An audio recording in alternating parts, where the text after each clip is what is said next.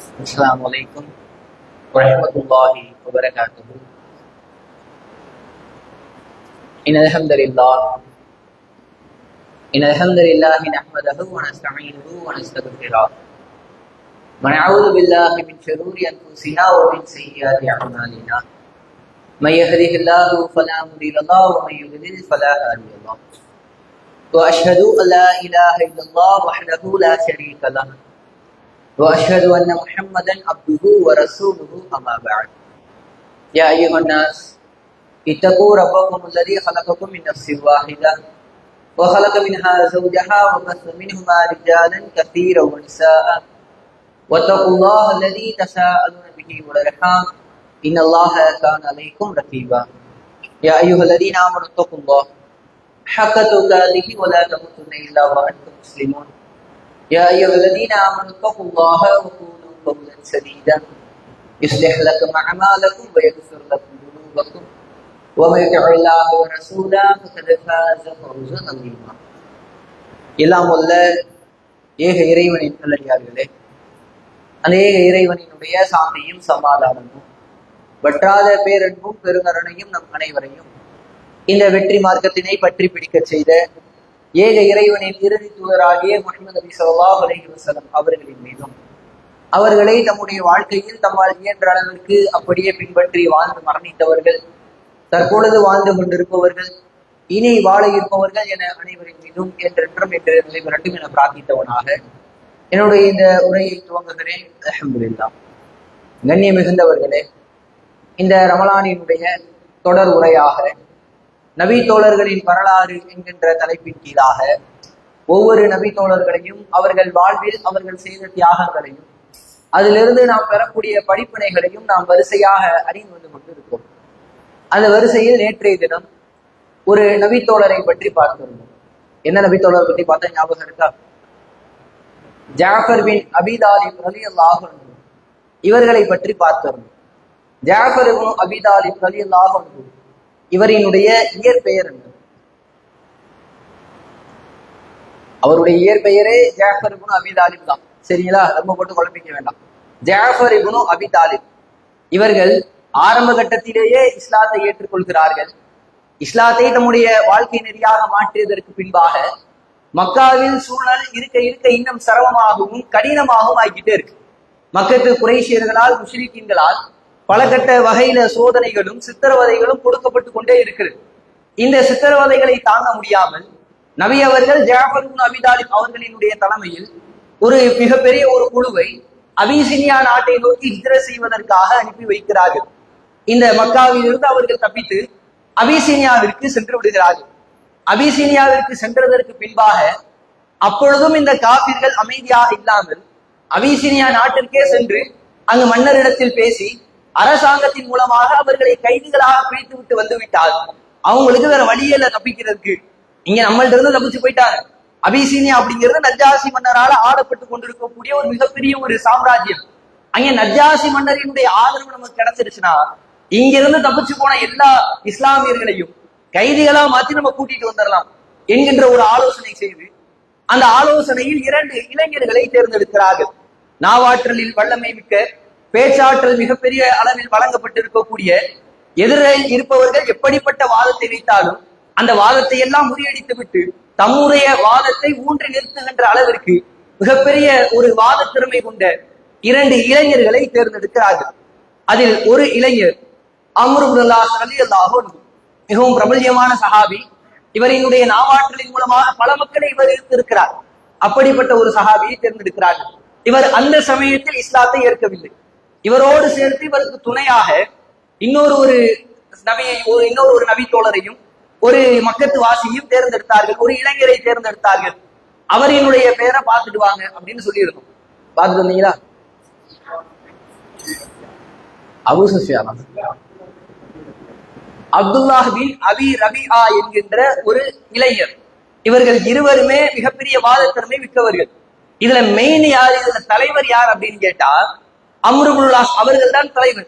இவருக்கு துணைக்காக வேண்டி இந்த அப்துல்லாஹ் இப்னு அபி ரபிஆ என்கின்ற இந்த இளைஞரையும் தேர்ந்தெடுத்து அபிசீனியாவிற்கு அனுப்புகிறார்கள். இந்த வரலாறுலாம் நேற்றைய தினம் பார்த்திருந்தோம். அவர்கள் அபிசீனியா மன்னரை சென்று சந்திப்பதற்கு முன்பாகவே காவலர்கள் இருந்து எல்லா அதிகாரிகளுக்கும் லஞ்சம் கொடுத்து விடுகிறார்கள். இறுதியாக அபிசீனியா நாட்டு மன்னர் ஆகிய நஜ்ஜாசி மன்னர்கிட்ட பேசும்போது கூட இந்த கூட்டம் எப்படிப்பட்ட ஒரு பயங்கரவாத ஒரு கூட்டம் என்பதை எல்லாம் சித்தரித்து சொல்கிறார்கள். இந்த கூட்டம் எங்களோடு வாழ்ந்தார்கள், எங்களினுடைய பெரிய தந்தையினுடைய மகன்களும் சிறிய தந்தையினுடைய மகன்களும் தான். திடீரென்று இவர்கள் ஒரு புதிதாக ஒரு மாற்றத்தை கொண்டு வந்தார்கள், மக்களுக்கு மத்தியில பிளவை ஏற்படுத்தினார்கள். நாங்கள் உற்றார் உறவினர்களாக இருந்தோம்ல எதிரிகளாக மாறிவிட்டோம், எங்களுக்கு மத்தியில் மிகப்பெரிய குழப்பத்தை செய்துவிட்டு இதே கூட்டம் இப்பொழுது உங்களுடைய நாட்டிற்கும் வந்திருக்கிறார்கள். இவர்களை நாங்கள் கைதியாக பிடித்து விட்டு செல்வதற்கு வந்திருக்கிறோம், அவங்கள்ட்ட நீங்க எதுவுமே விசாரிக்காதீங்க, எங்களிடத்தில் ஒப்படைத்து விடுங்கள் என்று தம்முடைய வாதத்தை எல்லாம் அம்ருல் ஆஸ் அவர்கள் நஜ்ஜாசி மன்னர்கிட்ட சொல்கிறார்கள். நஜ்ஜாசி மன்னர் முதலிலேயே மறுத்து விடுகிறார், அப்படிலாம் அனுப்ப முடியாது, அவர்களை கூப்பிட்டு என்னுடைய அரண்மனையில் நிறுத்தி அவர்களிடத்திலும் நான் கேட்டு விசாரித்து விட்டு அதற்கு பின்புதான் அவர்கள் எப்படிப்பட்டவர்கள் என்பதை புரிந்து கொண்டு உங்களிடத்தில் நான் ஒப்படைக்கிறதா இல்லையா என்பதை நான் முடிவெடுப்பேன் என்று சொல்லிவிட்டு ஜாஃபர் இப்னு அபீ தாலிப் அவர்களையும் அவர்களினுடைய தோழர்களையும் அனைவரையும் அரண்மனைக்கு வர வைக்கிறார்கள். அவர்கள் அஞ்சி நடுக்கத்தோடு ஆரம்பத்தில் இருந்தாலும் நமக்கு நபி எதை கற்றுத் தந்தார்களோ அதை எந்த ஒளிவு மறைவும் இல்லாமல் கூறுவோம் என்று அந்த அவைக்கு வந்து விடுகிறார்கள். வந்துவிட்டு தம்முடைய வாழ்க்கையில் நடந்த எல்லாவற்றையும் நஜ்ஜாசி மன்னரிடத்தில் முறையிடுகிறார்கள். இந்த மாதிரி அம்ர் இப்னு ஆஸ் அவர்களும் அப்துல்லா இப்னு அபீ ரபியாவும் நீங்க மிகப்பெரிய குழப்பவாதிகள், உங்களெல்லாம் இங்க இருந்து கைதியா பிடிச்சிட்டு போக கூட்டிட்டு வந்திருக்கிறாங்க, நீங்க என்ன சொல்ல விரும்புறீங்க, நீங்க ஒரு புதிதாக ஒரு மார்க்கத்தை கொண்டு வந்திருக்கிறீங்க, அந்த மார்க்கம் எப்படிப்பட்டது என்று கேட்கும் போது அனைத்தையும் விலாவரியாக சொல்கிறார்.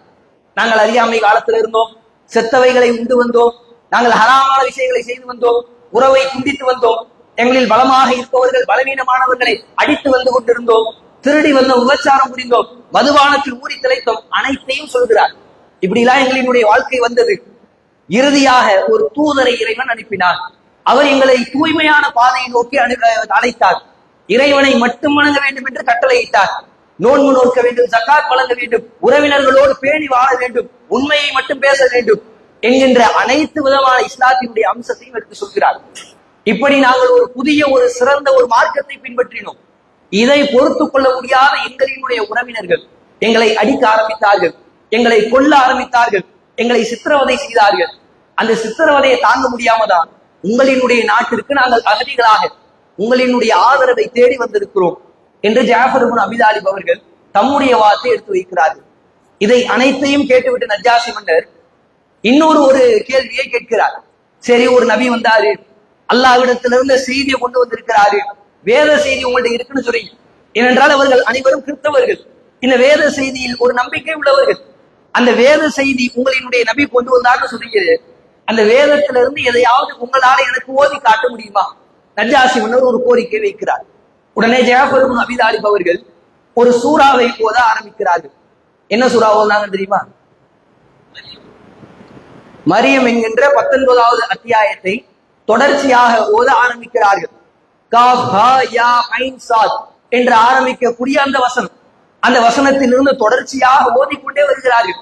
அந்த ஒட்டுமொத்த வசனமும் ஜக்கரியா அலைஹிஸ்ஸலாத்து வஸலாம் அவர்களை பற்றியும், தொடர்ச்சியாக மரியம் அலைஹிஸ்ஸலாத்து வஸலாம் அவர்களை பற்றியும் எல்லா விதமான விவரங்களையும் சொல்லக்கூடிய ஒரு அத்தியாயம்.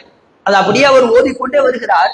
அவர் ஓதுவதை கேட்க கேட்க அங்க இருக்கக்கூடிய ஒட்டுமொத்த அவையினரும், அந்த அவை ஆரம்பத்துல எப்படி இருக்குன்னா, நஜ்ஜாசி மன்னரை தவிர சுற்றி இருக்கக்கூடிய எல்லா அதிகாரிகளும் அம்ர் இப்னு ஆஸ் அவர்களுக்கு ஆதரவாக இருக்கிறார்கள். ஜாஃபர் இப்னு அபீ தாலிப் இந்த திருமறை குர்ஆன் வசனங்களை ஓத ஆரம்பிக்கிறார். திருமறை குர்ஆனினுடைய வசனத்திற்கு உண்டான மிகப்பெரிய ஒரு சிறப்பு, கேட்பவர்களினுடைய உள்ளத்தை எல்லாம் ஈர்க்கக்கூடிய வகையில் இருந்து அவர்கள் ஓத ஓத அங்க இருக்கக்கூடிய கிறிஸ்தவர்கள் அனைவருக்கும் இதுதான் உண்மை என்று படுகிறது. மரியம் அலைஹிஸ்ஸலாத்து வஸலாம் அவர்களை பற்றி கிறிஸ்தவர்கள் என்ன நம்பிக்கொண்டிருந்தார்களோ அதையெல்லாம் திருமறை குர்ஆனினுடைய வசனங்களாக ஜாஃபர் அவர்கள் ஓதிக்கொண்டே இருக்கிறார்கள். எந்த அளவிற்கு அவர்கள் ஓதியதினுடைய தாக்கம் என்றால், நஜ்ஜாசி மன்னர் விசாரிச்சுட்டு இருக்கிறார், அவரினுடைய கண்கள் எல்லாம் கலங்க ஆரம்பிக்கிறது, அழுக ஆரம்பிக்கிறார் நஜ்ஜாசி மன்னர். திருமறை குர்ஆனினுடைய வசனங்களை கேட்டுவிட்டு அவரினுடைய கண்களில் இருந்து தாரை தாரையாக தண்ணீர் ஊற்றுகிறது. எந்த அளவிற்கு என்றால் அவரினுடைய தாடிகள் அனைத்தும் நனைந்து விடுகிறது. நஜ்ஜாசி மன்னர் விட்டார்கள், சுற்றி இருக்கக்கூடிய அமைச்சர்கள் தங்களினுடைய கரங்கள்ல ஏடுகளை வைத்துக் கொண்டு வேத புத்தகங்களை வைத்துக் கொண்டிருந்தார்கள். அவர்கள் அழுது அழுது அவர்களினுடைய வேத புத்தகங்கள் எல்லாம் நினைகிறது. அந்த அளவிற்கு உண்மை மிகுந்த திருமறை குர்ஆனினுடைய வசனங்களை அந்த சபையில் ஓதி கொண்டிருக்கிறார்கள். எப்படிப்பட்ட மனமாற்றம் பாருங்கள். இங்க இருக்கிற எல்லா அமைச்சர்களுக்கும் ஏற்கனவே லஞ்சம் கொடுக்கப்பட்டாச்சு, அம்ர் இப்னு ஆஸ் அவர்களுக்கு ஆதரவாக பேசுவதுதான் அவர்களினுடைய முக்கியமான பங்காக அந்த இடத்தில் இருந்த பொழுதிலும், திருமறை குர்ஆனினுடைய வசனங்கள் உண்மையை சொல்வதால் அவர்களினுடைய உள்ளத்தில் ஏற்பட்ட தாக்கம் அவர்களினுடைய கண்கள் எல்லாம் கலங்க ஆரம்பிக்கிறது. அவர் அதை ஓதிக்கொண்டே இருக்கிறார். ஓதி முடித்தவுடன் நஜ்ஜாசி மன்னர் அவரினுடைய அழுகையை நிறுத்திவிட்டு சொல்கிறார், நீங்கள் என்னுடைய பூமிக்குள் செல்லுங்கள். இந்த திருமறை குர்ஆனினுடைய வசனத்தை ஓதினீர்களே, இது எப்படிப்பட்டது என்றால், நபி மூசா அலைஹிஸ்ஸலாத்து வஸலாம் அவர்களிடத்தில் ஜிப்ரீல் அவர்கள் எதை கொண்டு வந்தார்களோ அதே வேத வசனத்தை போன்று இருக்கிறது. அவர்களினுடைய வேத நம்பிக்கை, அவர்களினுடைய வேதத்திலும் மூசா அவர்களை பற்றி சொல்லப்பட்டிருக்கிறது, ஜிப்ரீல் அவர்களை பற்றி சொல்லப்பட்டிருக்கிறது. எங்களினுடைய வேதத்தில் என்ன இருக்கிறதோ அதை அப்படியே நீங்களும் ஓதிக் கொண்டிருக்கிறீர்கள். ஜிப்ரீல் அவர்கள் மூசா இடத்துல எந்த வேத செய்தியை கொண்டு வந்தார்களோ, எந்த இறைவனிடத்திலிருந்து கொண்டு வந்தார்களோ அதேதான் முகமது அவர்களுக்கும் வந்திருக்கிறது. எனவே நீங்கள் என்னுடைய பூமியில் தாராளமாக இருந்து கொள்ளலாம். உங்களை யாரெல்லாம் உங்களை திட்டுகிறார்களோ, உங்களை யாரெல்லாம் நோவினை செய்கிறார்களோ அவர்களுக்கு தக்க நடவடிக்கை எடுக்கப்படும் அரசாங்கத்தின் ரீதியாக அறிவிக்கிறார். அம்ர் இப்னு ஆஸ் எப்படி யோசிச்சு பாருங்க. அம்ர் இப்னு ஆஸ் அவர்கள் நம்ம தான் வாதத்தில் மிகப்பெரிய ஒரு ஆளு. நம்ம வைக்கிற வாதத்துக்கு தான் இங்க பதில் சொல்றதுக்கு யாருமே கிடையாது. நம்ம கைதிகளை பிடிச்சு மக்காவுக்கு கூட்டிட்டு போயிடலாம், மக்காவுல நமக்கு மிகப்பெரிய வரவேற்பு காத்திருக்கு அப்படின்னு நினைத்துக்கிட்டு இருக்கக்கூடிய அதே தருணத்துல திருமறை குர்ஆனினுடைய வசனத்தை ஓதி நஜ்ஜாசி மன்னரினுடைய மிகப்பெரிய ஆதரவை பெற்றார்கள் இஸ்லாமியர்கள். அந்த சபை அத்தோடு முடிந்து விடுகிறது. அம்ர் இப்னு ஆஸ் அங்கிருந்து வெளியேற்றப்படுகிறார். அங்கிருந்து வெளியே போகும்போதும் அவர் அந்த நேரத்துல தோல்வி ஒத்துக்கள். அப்ப நமக்கு பக்கத்துல இருக்கக்கூடிய அப்துல்லா இப்னு அபீ ரபியா என்ன சொல்றாருன்னா, இன்னைக்கு முடிஞ்சிருச்சு, நாளைக்கு நான் திரும்ப இதே இடத்திற்கு வருவேன், நாளைக்கு நான் ஒரு வாதத்தை வைப்பேன், அந்த வாதத்திற்கு எப்படி அவர்கள் பதில் சொல்கிறார்னு பார்த்துருவோம். அந்த வாதத்தை நான் வைத்தவுடன் நஜ்ஜாசி மன்னரே எல்லா இஸ்லாமியர்களையும் என்னிடத்தில் கைதிகளாக ஒப்படைப்பார்கள் இப்படின்னு ஒரு உறுதி பிரமாணம் எடுத்துட்டு அங்கிருந்து வெளியே போறாரு. அந்த அளவிற்கு ஒரு பலம் வாய்ந்த ஒரு வாதத்தை வச்சிருக்கிறார். அதை இப்ப நம்ம வச்சோம்னா சரிபட்டு வராது. இந்த நேரத்துல ஒட்டுமொத்த ஆதரவும் அவர்களுக்கு திரும்பி விட்டது. இப்ப நம்ம வைக்க கூடாது, நாளைக்கு அந்த ஆதரவை வைப்போம். எப்படி ஒரு நுணுக்கம் பாருங்கள். எப்பொழுது எதை பேச வேண்டும், அதை எப்படி பேச வேண்டும், நம்முடைய வாதத்தை எந்த அளவிற்கு நாம் ஆழமாக உறுதியாக வைக்க வேண்டும், எல்லா நோக்கத்தையும் தெரிந்து வச்சிருந்தார். அந்த அப்படிப்பட்ட ஒரு வாதத்தை வச்சிருக்கிறார். நினைச்சிருந்தா இப்பயே சபையில போட்டிருக்கலாம். ஆனா இந்த நேரத்துல போட்டோம்னா அது உப்பு செப்பு இல்லாம போயிடும். நாளைக்கு உறுதியாக அதை வைப்போம் என்று சொல்லிவிட்டு அன்றைய தினம் விடை பெற்று செல்கிறார். திரும்ப மறுநாள் காலை அம்ர் இப்னு ஆஸ் அவர்கள் அரண்மனைக்கு வருகிறார்கள். நஜ்ஜாசி மன்னரிடத்தில் பார்த்து சொல்கிறார்கள், என்ன வாதம் என்கின்றதை நல்ல ஆழமாக கவனிக்க வேண்டும். நஜ்ஜாசி மன்னரை அழைத்து சொல்கிறார், ஐயுஹல் மலிக், அரசரே, அந்த கூட்டம் எப்படிப்பட்டவர்கள் தெரியுமா? நேற்றைய தினம் நீங்கள் ஒருவர்களுக்கு வாக்குறுதி கொடுத்து இங்கே சுதந்திரமாக இருந்து கொள்ளுங்கள் என்று சொன்னீர்களே, அவர்கள் எப்படிப்பட்ட ஆட்கள் தெரியுமா? இன்னஹும் யகூலுன ஃபீ ஈஸா இப்னு மர்யம கௌலன் அலீமா. நீங்கள் யாரை கடவுளினுடைய மகன் என்று நினைக்கிறீர்களோ, இறைவன் என்று கருதுகிறீர்களோ, அப்படிப்பட்ட ஈசா அலைஹிஸ்ஸலாத்து வஸலாம் அவர்களை பற்றிய மிகப்பெரிய அவதூறை சொல்லிக் கொண்டிருக்கிறார்கள். அவர்கள் இறைவனினுடைய மகன் கிடையாது, அவர் ஒரு அடிமை என்று அவர்கள் சொல்லிக் கொண்டிருக்கிறார்கள். எந்த அளவிற்கு வாதத்தை உருவாக்கிட்டு வந்திருக்கிறார்னு பாருங்க. இங்க இருக்கிறது நஜ்ஜாசி மன்னர், இவர் ஒரு கிறிஸ்தவர். இவர் எந்த கொள்கையில இருக்கிறார்? இந்த கொள்கைக்கு நேரா இஸ்லாமியர்கள் இருக்கிறார். கொள்கை ரீதியா ரெண்டு பேரை மோத விட்டுக்குவோம். என்னுடைய கடவுளை பார்த்து நான் யாரை கடவுளினுடைய மகன் என்று சொல்கிறேனோ அவனை பார்த்து வெறும் அடிமை என்று அந்த கூட்டம் சொல்கிறார்களா என்கின்ற கோபத்தை ஏற்படுத்த வேண்டும். அப்படிங்கிற வகையில எல்லா விதமான வாதத்தை வைக்கிறார். எப்படிப்பட்ட ஒரு வாதத்திறமை என்பதை பாருங்கள். நஜ்ஜாசி மன்னருக்கு கேட்டவுடன் அவரும் இதை பற்றி மீண்டும் விசாரிக்க வேண்டும் என்கின்ற ஒரு ஆர்வம் வருகிறது. ஏன்னா அவர் யாரை கடவுள் என்று இறைவன் என்று நம்பிக்கொண்டிருக்கிறார்களோ அவரின் மீது ஒரு மிகப்பெரிய ஒரு அவதூறு சொல்லப்பட்டால் அதை அவர்களால் தாங்கிட்டு இருக்க முடியாது. உடனே என்ன செய்யறாருன்னா, திரும்ப அந்த இஸ்லாமியர்களை அழைத்து வார்கள். திரும்ப ஆள் அனுப்பப்படுகிறது. ஒரு மனிதர் ஜாஃபர் இப்னு அபீ தாலிப் அவர்களையும் அவர்களினுடைய தோழரையும் மீண்டும் அழைக்கிறார். வாங்க அரசர் உங்களை திரும்ப அரண்மனைக்கு கூட்டிட்டு வர சொன்னாரு. மீண்டும் அவர்களுக்கு மத்தியில் ஒரு சலசலப்பு ஏற்படுகிறது. என்ன வாதம் வைத்திருக்கிறார்கள் என்பது தெரிந்து விட்டது. உடனே அவங்களுக்குள்ள பேசிக்கிறாங்க. இப்ப போய் அரண்மனையில போய் நின்னா ஈசா அலைஹிஸ்ஸலாத்து வஸலாம் அவர்களை பற்றி கேட்பார்கள். என்ன சொல்றது? அரண்மனையில எல்லாரும் கிறிஸ்தவர்கள், அனைவரும் ஈசா அவர்களை இறைவனினுடைய மகன் என்று நம்பிக்கொண்டிருக்கிறார்கள். அந்த நேரத்துல நம்ம அங்கே போய் நின்று இல்ல ஈசா அவர்கள் இறைவனினுடைய மகன் தான் கிடையாது, அவர் ஒரு அடிமைன்னு சொன்னா அதற்கு எவ்வளவு பெரிய தைரியம் யோசிப்பார். அங்க இருக்கிற நஜ்ஜாசி மன்னர் அவர் எந்த கருத்துல இருக்கிறாரோ, கொள்கையில இருக்கிறாரோ அதற்கு மாற்றமா பேசணும். சுற்றி இருக்கிற எல்லா அமைச்சர்கள் எல்லோரும் எதை நம்பிக்கொண்டு எதில் தங்களினுடைய ஒட்டுமொத்த வாழ்க்கையில் ஈடுபடுத்திக் கொண்டிருக்கிறார்கள். கிறிஸ்தவ மதம்னாலே அதுதானே. அதனுடைய அடிப்படை கோட்பாடையே தவறுன்னு சொல்லுகின்ற இடத்துல நம்ம இருக்கிறோம். இப்ப என்ன செய்யறது? போய் அந்த நேரத்துல என்ன சொல்றது ஈசா அவர்களை பற்றி? அந்த நேரத்துல அவங்க தவறா ஒரு முடிவு எடுக்கல. ஆமா, நம்ம அந்த நேரத்துல போய் நஜாசி முன்னத்தை எண்ணுகிட்டு ஈசா அவர்கள் வந்துட்டு அடிமைன்னு சொன்னா அவர் நம்ம மேல கோவப்பட்டுருவார், நம்மள இந்த நாட்டுல இருக்காம கைதிகளை அனுப்பிச்சிருவார், அதனால நம்ம அவருக்கு பிடிச்ச மாதிரி பேசுவோம் அப்படிங்கிற முடிவுல எடுக்கப்படாது. கொள்கையில் உறுதியோடு இருக்கிறார்கள். அந்த நேரத்திலும் ஜாஃபர் அவர்கள் சொல்கிறார்கள், இப்பொழுதும் நான் சொல்கிறேன், நமக்கு எதை நபி அவர்கள் கட்டளையிட்டார்களோ, நம்ம எதை கொண்டு நபி அவர்கள் நமக்கு கற்றுக் கொடுத்தார்களோ அதை மாத்திரம் தான் நாம் பேச போகிறோம். வேற எதையும் பேசல. நமக்கு என்ன தெரியுமோ, ரசூலா எதை கற்றுக் கொடுத்தாங்களோ அதை மட்டும் பேசுவோம். தைரியத்தோடு அந்த சபைக்கு வருகிறார்கள். வந்தவுடன் அரசர் அவர்களிடத்தில் கேட்கிறார்கள், எங்களினுடைய இறைவனினுடைய மகன் என்று நாங்கள் சொல்லக்கூடிய ஈசா அவர்களை பற்றி நீங்கள் என்ன சொல்லுகிறீர்கள்? உங்களினுடைய வேதம் என்ன சொல்லுகிறது? உங்களினுடைய நபி என்று சொல்லக்கூடிய முகமது அவர்கள் உங்களுக்கு எதை கற்றுக் கொடுத்திருக்கிறார்? எங்களினுடைய ஈசாவை பற்றி நீங்கள் என்ன கூற்றை கூறுகிறீர்கள் என்று கேள்வி கேட்கப்படுகிறது. அந்த நேரத்திலும் நபி அவர்கள் எதை கற்றுத் தந்தார்களோ அதை அப்படியே அச்சு கசகாமல் ஜாஃபர் இப்னு அபீ தாலிப் அவர்கள் உறுதியாக சொல்கிறார்கள்.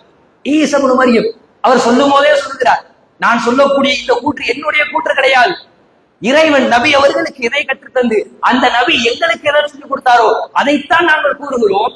ஈசா அலைஹிஸ்ஸலாத்து வஸலாம் இவர்கள் இறைவனினுடைய தூதர் ஆவார்கள், இறைவனினுடைய அடிமை ஆவார்கள், இறைவனினுடைய ரூஹ் அவரினுடைய ஊதுதலால் பிறந்தவர்கள் ஆவார்கள். மரியம் அலைஹிஸ்ஸலாத்து வஸலாம் அவர்களுக்கு இறைவன் போட்ட சொற்கள் ஆவார்கள். இதைத்தான் எங்களுக்கு நபி அவர்கள் கற்றுத் தந்திருக்கிறார்கள். இந்த 4 விஷயங்களைத்தான் மீண்டும் உறுதியாக சொல்கிறார்கள்.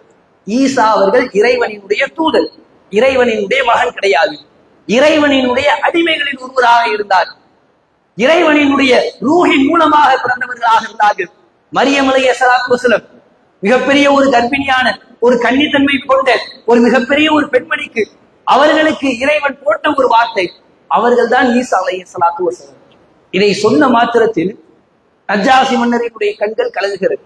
அவர் அந்த சபையில் இன்னொரு ஒரு கருத்தையும் உறுதியாக சொல்கிறார், இவர்கள் சொன்ன கூற்று நாம் எந்த கூற்றில் இருக்கிறோமோ அதை விட அணு அளவை கூட அது பரம்பு மீறியதாக இருக்கவில்லை. பரம்பு மீறிய ஒரு சொல்லையோ ஒரு அவதூறையோ உங்க சொல்லல, நாங்கள் எதை நம்பிக்கொண்டிருக்கிறோமோ அதையே தான் இவர்களும் சொல்லி இருக்கிறார்கள் என்கின்ற தீர்ப்பை நஜ்ஜாசி மன்னர் கொடுக்கிறார்.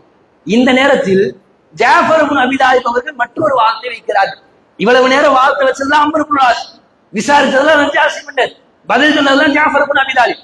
இந்த நேரத்தில் ஜாஃபர் இப்னு அபீ தாலிப் அவர் ஒரு வார்த்தை வைக்கிறார், மன்னரே ஈசா அலைஹிஸ்ஸலாத்து வஸலாம் அவர்களை பற்றிய உங்களினுடைய கூற்றம் தெளிவாயிருச்சு, எங்களினுடைய கூற்றம் தெளிவாயிருச்சு. இப்பொழுது அம்ர் இப்னு ஆஸ் அவர்களிடத்துல கேளுங்க, ஈசாவை பற்றி அவர்கள் என்ன சொல்லுகிறார்கள்? அவர்களுக்கு என்ன தெரியும்? அவர்களுக்கு சிலைகளை விட்டா வேற எதுவும் தெரியாது. மக்கத்து வாசிகளுக்கு அங்க இருக்கக்கூடிய 365 சிலைகள், மற்ற கிறிஸ்தவர்களினுடைய நம்பிக்கை, யூதர்களினுடைய நம்பிக்கை, இதை பற்றிய எந்த ஞானமும் கிடையாது. அவர்கள் ஈசா அவர்களை நம்பவே இல்லை. ஈசானா யாருன்னு அவர்களுக்கு தெரியாது. இப்படி ஒரு கேள்வியை கேட்டவுடன் அம்ர் இப்னு ஆஸ் அவர்கள் வாயடைத்து போய் விடுகிறார்கள். ஈசா பற்றி என்ன கூற்று சொல்ல முடியும்? அவர் கடவுள்னு சொல்ல முடியாது, கடவுளினுடைய மகன் சொல்ல முடியாது, அடிமைன்னு சொல்ல முடியாது, எதுவும் சொல்ல முடியாது. வாயடைத்து போகின்ற நிலைமையில் அவர் நின்று கொண்டு இருக்கிறார். அந்த நேரத்தில் நஜ்ஜாசி மன்னர் மீண்டும் ஒரு கருத்தை வைக்கிறார், இவரிடத்திலிருந்து வாங்கப்பட்ட எல்லா அன்பளிப்புகளையும் இவரிடத்தில் திருப்பி அனுப்பி விடுங்கள். இவரிடத்திலிருந்து எதையும் நம்ம வாங்கக்கூடாது, எல்லாத்தையும் திருப்பி அனுப்பி அவருடைய ஊருக்கே அனுப்பி வைத்து விடுங்கள். இஸ்லாமியர்களை பார்த்து மீண்டும் சொல்கிறார், நீங்கள் என்னுடைய நாட்டில் அபயம் பெற்றவர்களாக இருக்கலாம், எத்தனை ஆண்டுகள் நீங்கள் வசிக்க வேண்டும் என்று ஆசைப்படுகிறீர்களோ அதுவரைக்கும் நீங்கள் வாழ்ந்து கொள்ளலாம். அரசாங்கத்தின் மூலமாக மிகப்பெரிய ஒரு சுதந்திரத்தை அந்த மக்கள் பெற்றுக் கொண்டவர்களாக இருக்கிறார்கள். இப்படிப்பட்ட ஒரு மிகப்பெரிய ஒரு நாவாண்மை மிக்கவராகவும் உண்மையை உறக்க சொல்லக்கூடிய தைரியம் கொண்டவராகவும் ஜாஃபர் இப்னு அபீ தாலிப் அவர்கள் இருந்தார்கள். அம்ர் இப்னு ஆஸ் அவர்கள் மிகப்பெரிய ஏமாற்றத்தோடு மக்காவிற்கு திருப்பி அனுப்பி வைக்கப்படுகிறார்கள். ஜாஃபர் இப்னு அபீ தாலிப் அவர்கள் அபிசீனியாவிலேயே கிட்டத்தட்ட 15 ஆண்டுகள் அங்கேயே இருந்து கொண்டு இருக்கிறார்கள். அபிசீனியாவிற்கு முதலாவது ஹிஜ்ரத் செஞ்சு போனோம், 15 ஆண்டுகள் அங்கேயே இருக்கிறார்கள். நபிகள் நாயகம் ஸல்லல்லாஹு அலைஹி வஸல்லம் அவர்கள் இதற்கு பின்பாக மதீனாவிற்கு ஹிஜ்ரத் சென்றதற்கு பின்பு ஒரு 7 வருடங்கள் கழிகிறது. அதற்கு பின்புதான் ஜாஃபர் இப்னு அபீ தாலிப் அவர்கள் எல்லா இஸ்லாமியர்களையும் அழைத்துக் கொண்டு மதீனாவிற்கு வருகிறார்கள். இன்னும் ஜாஃபர் அவர்கள் எந்த அளவிற்கு நற்குணத்தால் நபி அவர்களை ஒத்திருந்தார்கள், எந்த அளவிற்கு நல்ல காரியங்களில் அதிகமாக செய்தார்கள், இறுதியாக அவர்களினுடைய மரணம் எப்படி அமைந்திருந்தது என்பதை எல்லாம் இன்ஷா அல்லாஹ் தொடர்ச்சியாக பார்த்து அறிந்து கொள்வோம். வாஹித் அல்ஹம்துலில்லாஹி ரப்பில் ஆலமீன். அஸ்ஸலாமு அலைக்கும் வரஹ்மத்துல்லாஹி